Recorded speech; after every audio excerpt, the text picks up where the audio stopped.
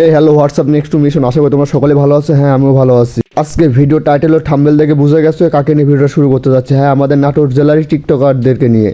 তোমাদেরকে আগেই বলছি সেগুন আমার নানি লাগে। তুমি এসব কি বলছো? জি আপা, আমি ঠিকই বলছি। তাহলে চলেন শুরু করা যাক এখানে আজকের ভিডিও।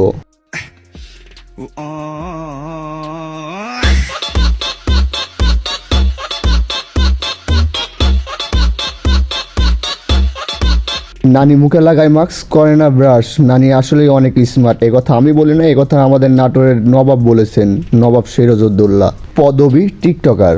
করে না ব্রাশ, মুখে করে মাস্ক, আপু সত্যি অনেক স্মার্ট। তাহলে পাইলেন প্রমাণ।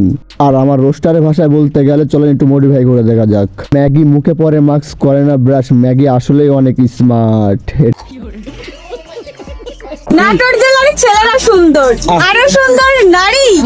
64 জেলার ছেলে নাটোর, ওই নাটোর জেলায় আমাদের বাড়ি, ঠিক কি না? এই যে এগুলো সব কন্ডম ক্রিয়েটর। আসলে আপা আপনি ঠিকই বলেছেন, আসলে এরা কন্ডম ক্রিয়েটর। হ্যাঁ, আর এটাও এরা কন্ডম দুর্ঘটনায় জন্ম। তুমি এসব কি বলছো?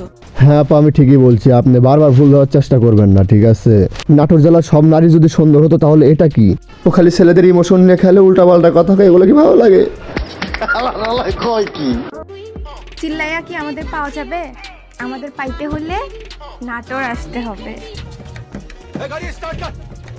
কি এত তাড়াহুড়া কেন, এত তাড়াতাড়ি কেন? আস্তে ধীরে যাই।